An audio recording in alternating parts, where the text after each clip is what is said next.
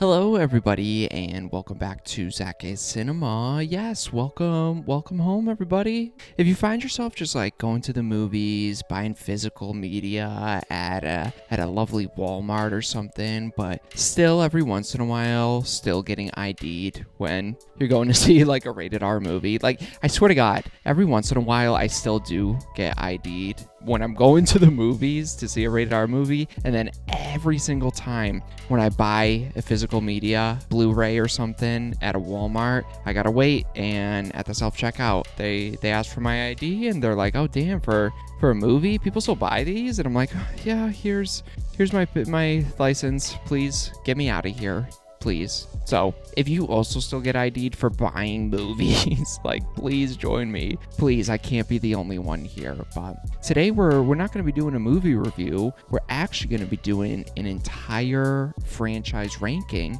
for the Final Destination franchise here. So let's just hop right into it. So obviously we just got done reviewing and discussing the entire Final Destination movie review franchise. Or did I say movie review franchise? My movie review franchise, but movie franchise here, including the newest one. I just uploaded a spoiler discussion on that movie, so go and check out all my reviews if you want more in-depth thoughts on all my thoughts and feelings on all of these movies, because this is really going to be just kind of brief overview, more so focusing on the ranking for them here. So yeah, of course there's going to be spoilers for all of them, probably even including the newest one. So if you haven't seen that, you've been warned here. Go check it out. I really did enjoy it here. So my order is going to be from my least favorite all the way to my personal favorite. So we have 6 of these movies. So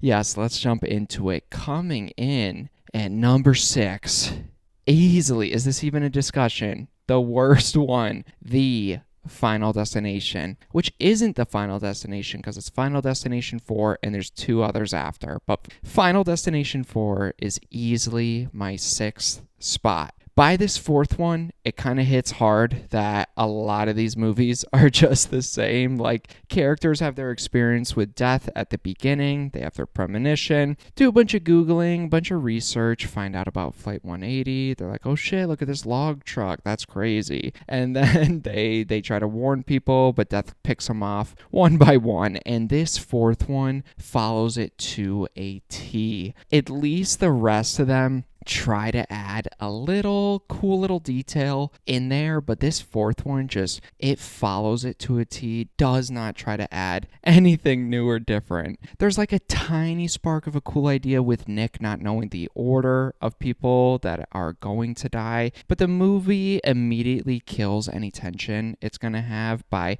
them just pulling up some security cam footage and Nick doing his superhero powers and figuring out the order right there. So it's just like, why would you even include it? And then, it gives Nick a bunch of random ass premonitions that come out of nowhere, really have no explanation. It never really happens again, but just when the movie and the script needs it to. At least in part 3, they try to add the whole like photo clue gimmick thing, even if that was a little half-baked as well.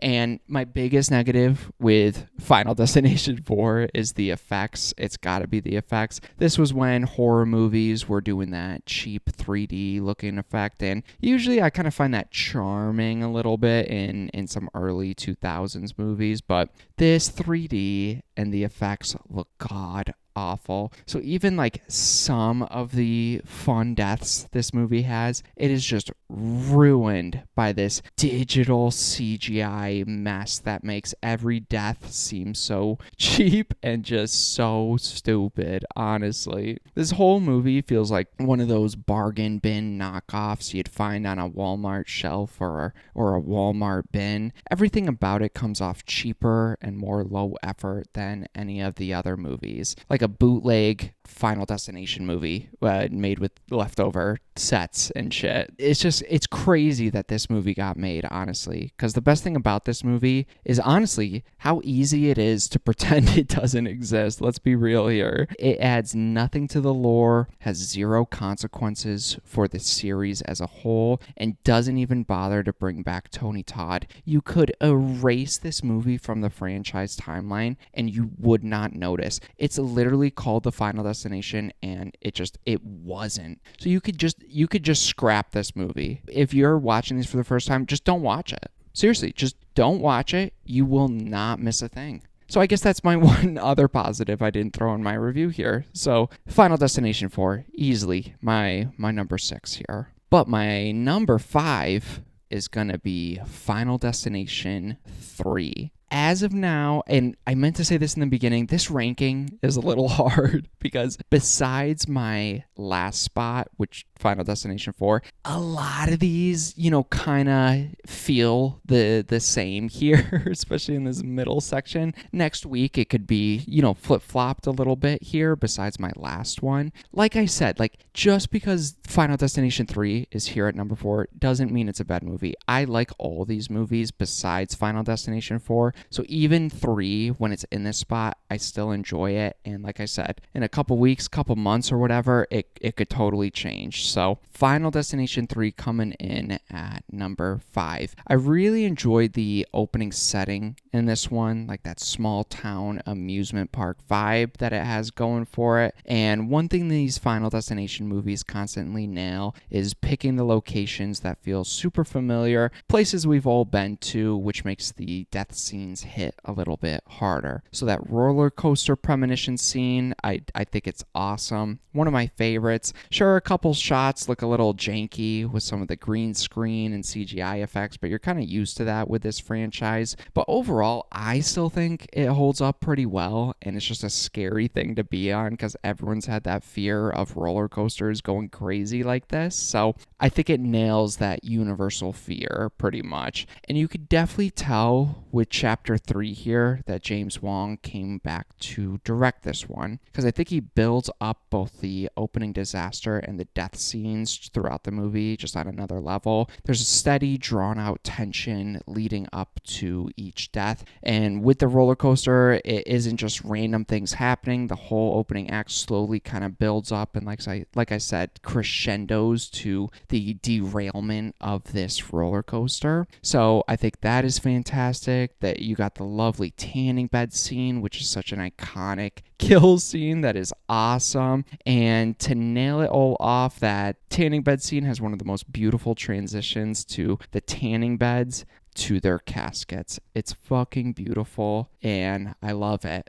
But yeah, it's great tension. There's a lot of misdirection in here and it's just a lot of fun, especially with those characters. It definitely has more of that self-aware, goofy tone. And Mary Elizabeth Winstead is one of the best actresses that this franchise has ever had. So pulling off some of these goofier scenes works really well in this movie, and it's just a fun time, honestly. But, I do miss having Tony Todd in this movie. I think his presence adds something, and he could kind of deliver that exposition a little bit better than some of our other characters here. And like with every sequel with these Final Destination movies, the lore keeps getting weirder and more complicated. Half the time, they don't even bother explaining it. Like in this one, all of a sudden, the photos Wendy takes in the beginning somehow predict how people are going to die. It's a cool idea, but they never really explain why, and I noticed it's only some of the pictures, not all of the pictures, so it seemed like a neat idea that they didn't fully flesh out, if that makes sense. I know they do this in all the movies, but specifically this one, it really bugged me how none of the characters listen to Wendy. All these friends in this scenario are dying off in weird ways, but then all the other characters are like, fuck you, Wendy, I'm not listening to you, you're crazy, and then they die. So it's just, again, it's a little repetitive there with just none of the characters believing Wendy, and then we just watch them kind of play out and die here. And I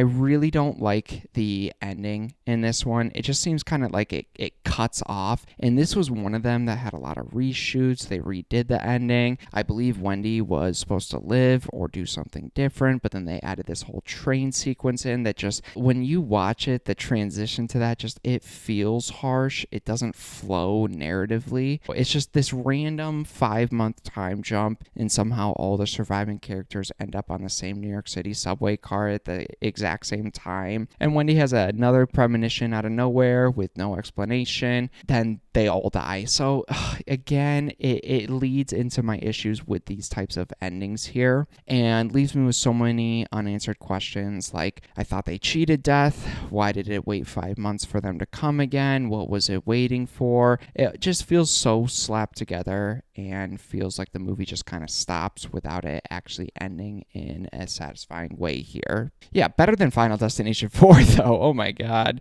All these continuing up to my number 1. I'll happily rewatch any of these besides number 4. So coming in at number 5, we got Final Destination 3. So coming in at number 4 is going to be Final Destination 2.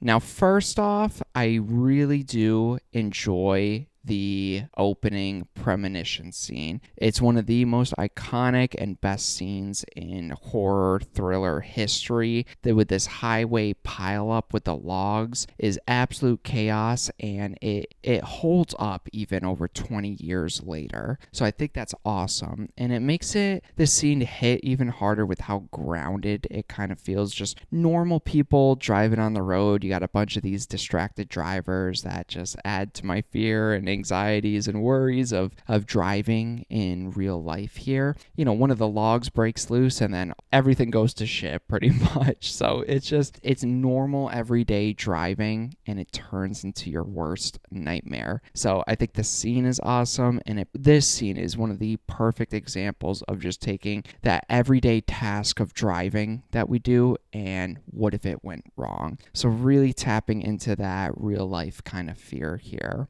I like how it kind of teases you with the opening as well, because it's like the same thing as the first. You're like, oh, okay, I know what to expect. And then bam, it like one of the trucks or something wipes out all of her friends. So you're just kind of left with our main girl here. So I love that little misdirection at the same time as well. I love how this one leans into Death setting up these elaborate chain reaction traps. It's like the filmmakers realized in the second chapter just how cool the concept was and really started having fun with it in this second chapter. The kills feel way more creative. They're bigger, they're crazier, full of over the top in the best way possible. It makes the whole thing a lot more entertaining, and you're just waiting to see what this insane death setup has got planned for our characters next here. But some of my negatives here kind of put it in this 4th spot. I hate how they handle Alex's death from the first one. I don't know if one of the writers had it out for that actor or something, but he's killed off screen, and we find out about it in a newspaper clipping, and he died with like a brick falling on his head. Like, just the lamest shit ever. And I like that they brought back Clear from the first one, and she's a solid character, but just kind of turns into that Tony Todd stand-in, just giving lore and exposition to our surviving characters that are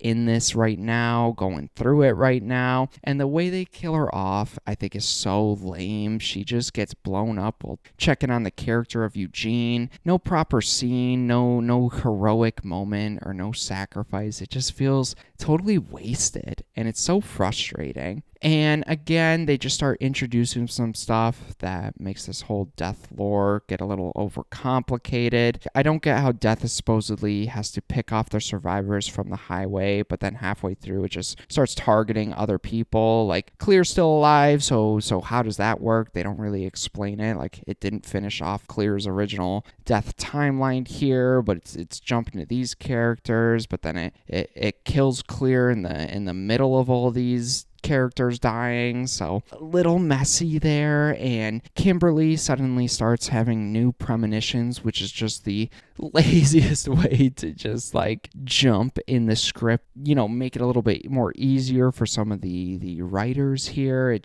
There's no point to it. It's just when the writers need some help. The whole subplot with the pregnant lady, it makes no sense to me. Like, the movie acts if she gives birth, it'll somehow break Death's plan because someone new has entered the world that wasn't in the original premonition here. But why would that really stop anything? Like, why wouldn't it just keep killing the characters then? If the baby wasn't meant to be there, then who gives a fuck? They act like that's a sure thing, and I don't know, it seemed like they were kind of just like, hey, what if we tried this? What if we did this? This sounds cool, and it just doesn't really make a whole lot of sense. Final Destination 2, it's a good movie. It really is. Like I said, I'd rewatch any of these besides Chapter 4, but just some of the things here, and I enjoy a couple other of these a little bit more here. But Final Destination 2 coming in at number 4 here. But coming in at number 3, Final Destination, or Final Destination 1. So what I really love about this movie is how it takes the idea of a time loop concept and puts a horror and slasher twist on it. It's such a fresh approach for the genre, and this is the first one in the franchise to do it. I also like that this is basically a slasher movie, but there's no typical stereotypical killer or monster chasing these people down. The fact that the villain is literally death itself makes it so scary and weirdly relatable, because every single person, we're all gonna die here. Everybody is going to die. So it's a universal fear, and it kind of plays into it. And this first one does it so well. And I think that opening plane crash is one of the best ways to kick off a horror movie, especially if you're watching these for the first time, have no idea what they really are about. And you see that, like, it's wild, it's crazy, and it still holds up pretty well. It pulls you right in here. And I think this first one has some of the best groups of characters that we get to follow in any of these movies. Like, I like Alex as the lead here and all his friends. I like Clear in the movie, and I like how believable this movie is. Like, after he has the premonition, his reaction is super believable. Like, he has a straight up mental breakdown, and I like that also plays into everyone else's reaction, that they start looking at Alex a little differently. Like, dude, did you just blow up this plane? Like, Alex, you could tell me, bro.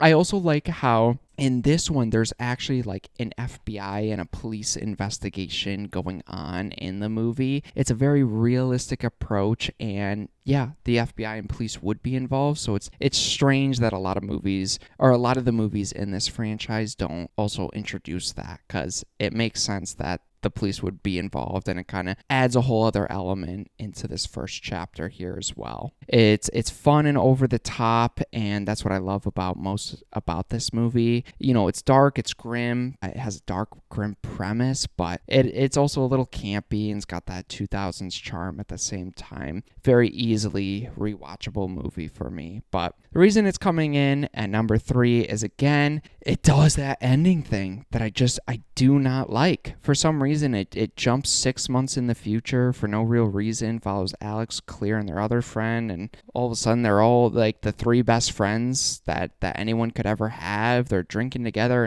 in Paris, and out of nowhere, Alex brings up explaining the rules and lores to us, and how he thinks they didn't really cheat Death here, and then they start panicking, and Death starts coming for them and wipes out their friend, and then the movie ends. So again, leaves me with a lot of questions here, like, why didn't Death do anything for 6 months? Why is Alex just bringing this up to his friends now? You had a while to think about this. Why does Death all of a sudden wait for Alex to bring it up, then do it? Like, it's not a bad ending. It just feels kind of almost like it was mandated by the studio to be like, well, maybe leave things off like this so we could do it again. I don't want you to wrap it up too neatly here. And they're like, yes, sir. And they went through with this thing here. So I don't know. I wish it left off a little bit more subtle, if that makes sense here. But great movie still. Like I said, all these besides Chapter 4 I do enjoy, but Final Destination, the first one, coming in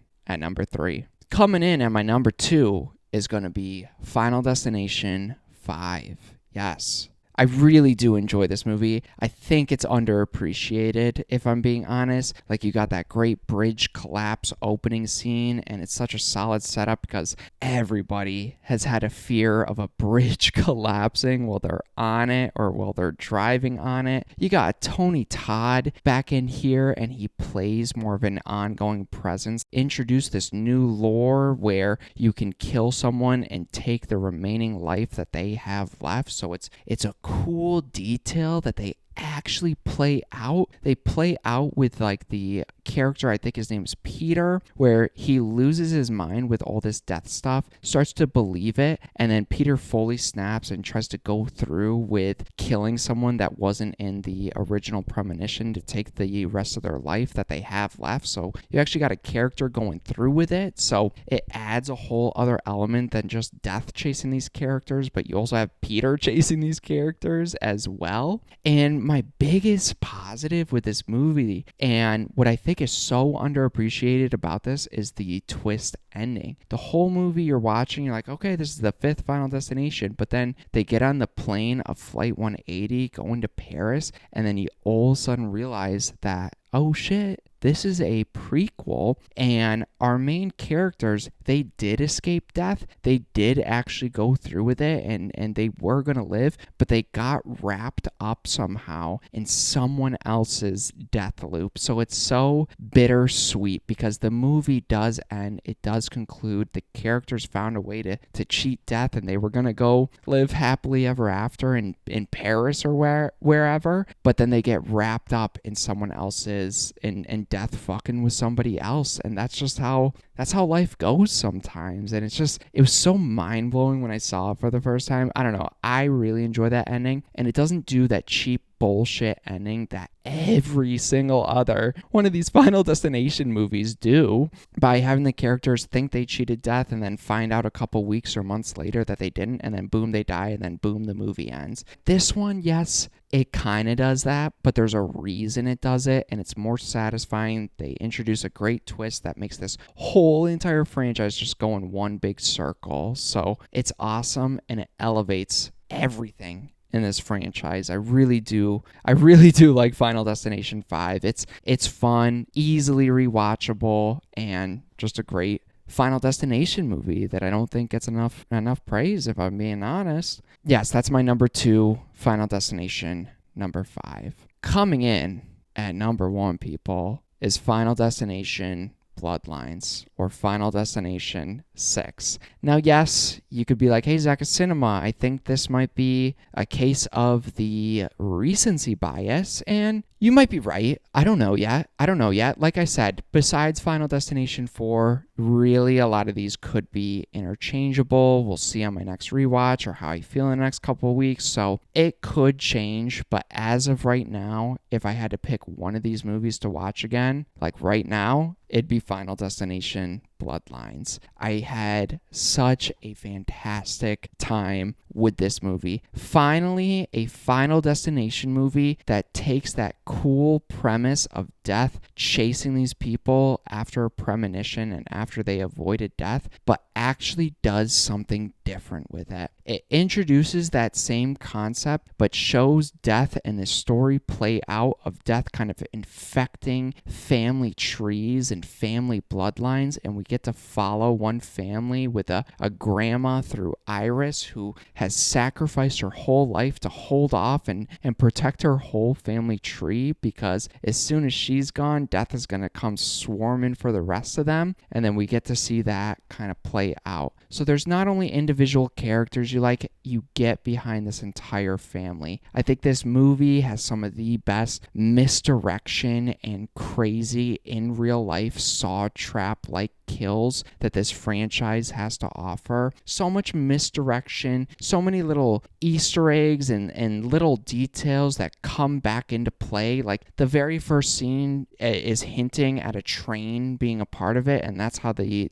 ending of the movie leaves off. So it's set up from the very first scene that is shown. Just so many little things like that that just make it so enjoyable. Some of the best kills in the franchise, some of the best characters, great pacing. It's almost 2 hours, but I never even felt the pacing or the runtime throughout the whole movie. Fantastic kills with beautiful misdirection, tons of gory kills too, some that are hard to look at, and most importantly, just a fun movie too. A really great fun movie, and it even does something different with the opening premonition that actually has a story woven through it and sets you up with this family that you're going to be following. A beautiful send-off for Tony Todd and gives depth and lore to his character. It's awesome. And it makes the ending just a little bit more frustrating for me because it ends off that same exact way where characters are like, oh shit, we didn't really cheat death here, and then bam, death comes for them. So I can forgive this one more because of how well the movie is and how bittersweet that ending is, because you actually felt something when these characters died. So you're like, fuck, they were so close. So I think I like 5's ending the most out of all of them.